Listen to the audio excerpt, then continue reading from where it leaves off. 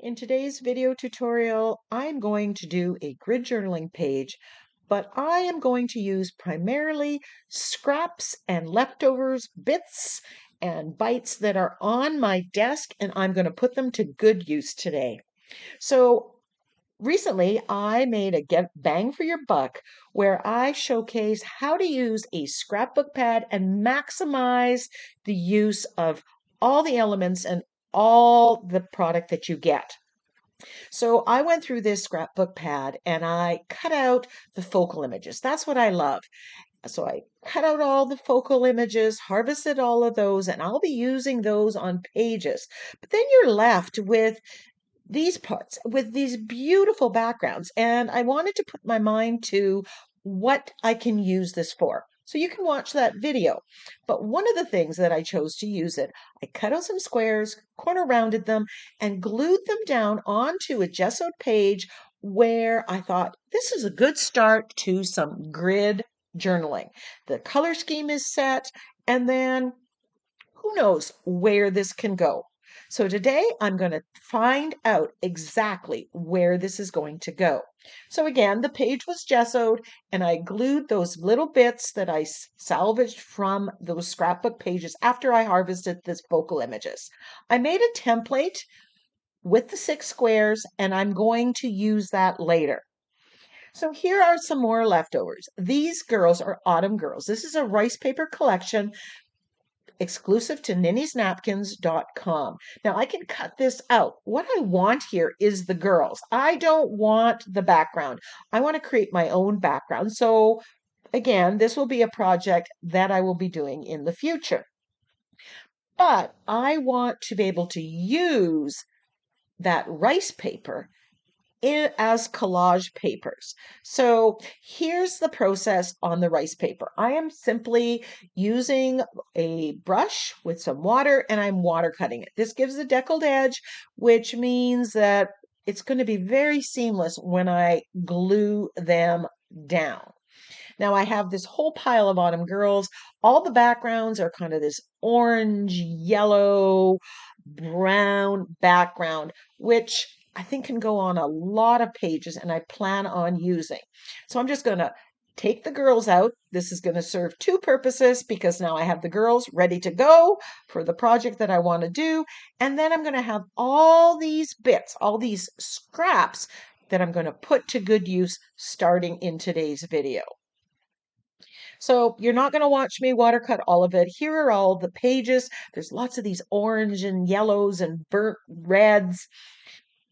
And the reason I chose that is because if you look color wheel, and I'll bring that up right here, the red orange at the top is right across from the blue, green, or teals down below. And I have the teal in this background with some browns, and that orange really popped. So here I am just ripping different shapes out of that rice paper, and I'm additioning it in different places in different squares on my grid journal. And then I will be just gluing those down. So this is the auditioning stage. Here I'm ripping different size shapes, ripping a little more, making bigger shapes, trying it in the one square, trying it in another square. What I want to achieve when I do grid journaling is kind of same but different. So they're going to have many of the same elements, but it's going to look somewhat different. It'll be at a different angle. It'll be more. It'll be less. There'll be 2. There'll be 1. I want every square to be different, but to read as a united page because I tend to take my grid journaling and then I turn it into an art journal page with a few extra steps added to the end. So here I'm just, again, auditioning. I'm ripping, putting it on, moving it here, moving it there. And you need to go through that stage. And when you go, that looks good, trust your instincts because this is really intuitive. I'm not too worried about what's in the background. That first layer from the scrapbook papers, that's just the first layer. So once I have a good idea of where I think it's going, I'm just cutting a straight edge across the top and I'm gluing the rice paper down with fluid matte medium. Coat underneath, a coat on top. And some of what I auditioned, I go exactly as it was, and some I kind of change as the mood takes me. But I am just cutting. When I'm off to the side, I'm just cutting to get a straight edge. So I stay pretty much right inside that square. So now you can see that, that has really popped. That orange with the teals, the green. Again, because they're opposite each other on the color wheel, you know they're going to work well. I really liked that peacock feather on there, but I had to keep telling myself, Karen, it's not about the peacock feather. It's not about that. That's just a background pattern.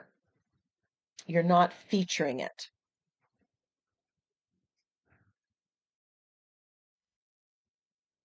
And then I looked up and I had these napkin pieces from a previous project, card making project. And I realized that the fronds were kind of a tealy color. And I thought, you know what? Absolutely. They're going to work here. There were some flowers that were that yellow, burnt orange color. And then you had the tealy kind of fronds here that you see me ripping. And I thought, why not? I'm going to use some more scraps. These are things that, typically were on my tabletop. I hadn't gotten around to putting them away or dealing with them. And here's the perfect place to do it. So this grid journaling is really mostly about collage papers, which is something that I've wanted to do more about. I'm going to be applying a little bit of paint coming up next, but primarily the bulk of these grids is about collage papers, different kind of collage papers, just using up scraps, waste not, want not. Just adding elements. So instead of stamping or stenciling, I'm using what was in that rice paper, what was in the piece of napkin, and just putting it down. And again, following that same but different. I want the same elements on many of them, but at a different angle or a different number or just a different look. So once that was glued down, I put that template on, and now I'm going to do some stenciling. And I have this stencil from the Crafter's Workshop, and I have black paint that I'm using on the Crafter's Workshop stencil brush. And I am just adding this in. It's black. It's adding some movement to my background. It's pushing some of those elements back, and it's adding some contrast.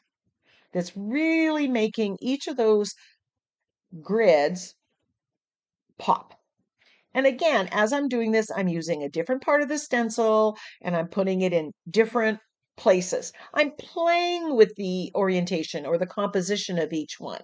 And when you're doing grid journaling, one of the reasons is you're playing with similar elements and changing it up to discover, oh, I really like this. And then you can do that on purpose on other projects. So I'm getting that out of this, but I'm also going to turn this into an art journal page. The learning is happening now. So we've had some movement. I've got some bigger ones, some smaller ones.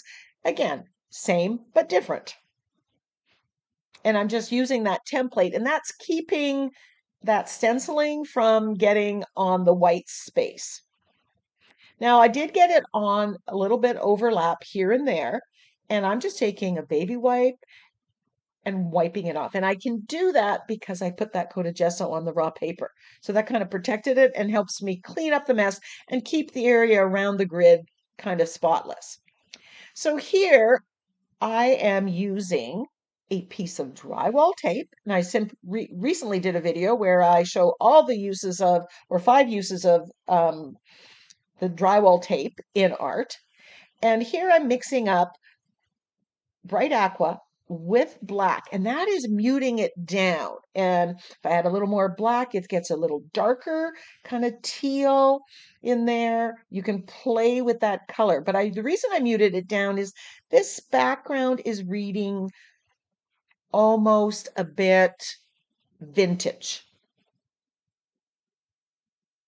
And I really wanted to bring out a little bit of that teal. There's teal on most of what some of those scrapbook pages, and I just wanted to add a little bit.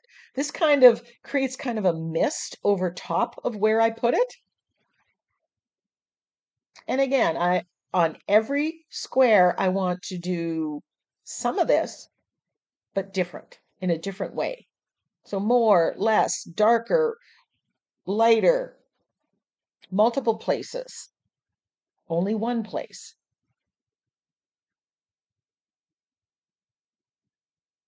And I love how this drywall mesh works as a stencil.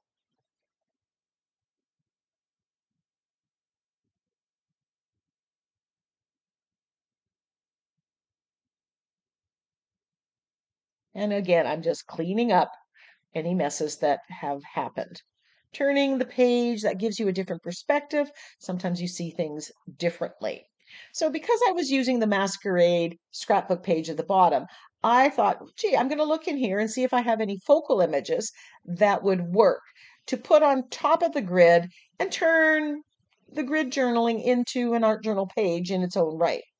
So I grabbed a makeup sponge and I've got some archival ink there, I believe, and I'm just getting rid of the white edge and kind of shading a little bit around the mask and this other element.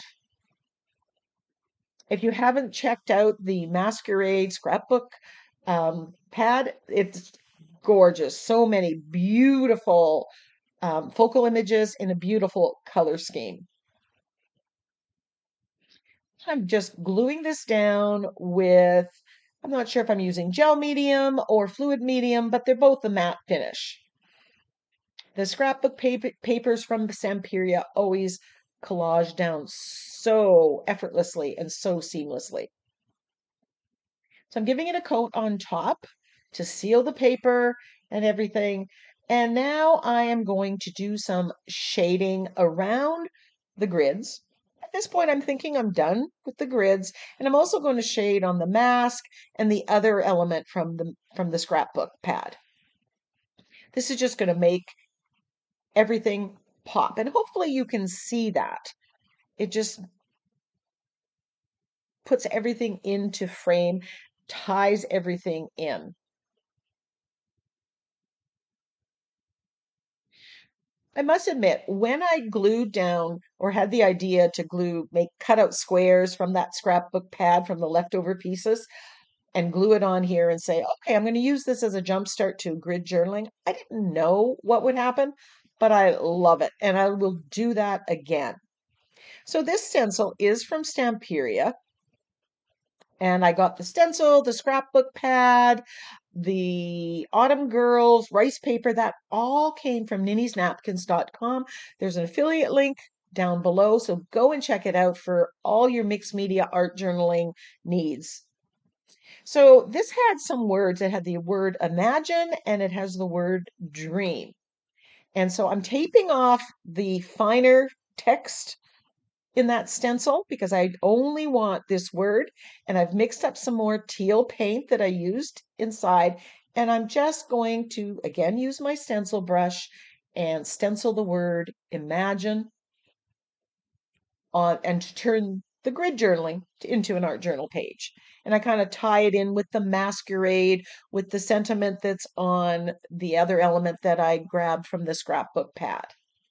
So when you take a scrapbook pad and you cut out in a stash building session all the focal images, it makes it really easy to, when you get to a certain stage on your art journal page, to just go there. Everything's already cut out and it's ready to go. So you're not going to have to start from scratch.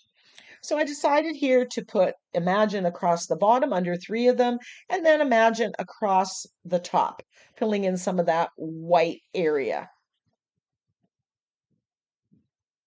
And then because the word dream is on the sentiment by the mask, I decided to also do the word dream on the side. Imagine and dream. I love, love, love this stencil. I think it's going to become a fast favorite. One of those that you can use for so many projects. And there is the finished page. Easy peasy, using scraps that you have. So don't throw things away. Put them all in a folder, bring them out, and put them to good use. Until next time, go and get creative.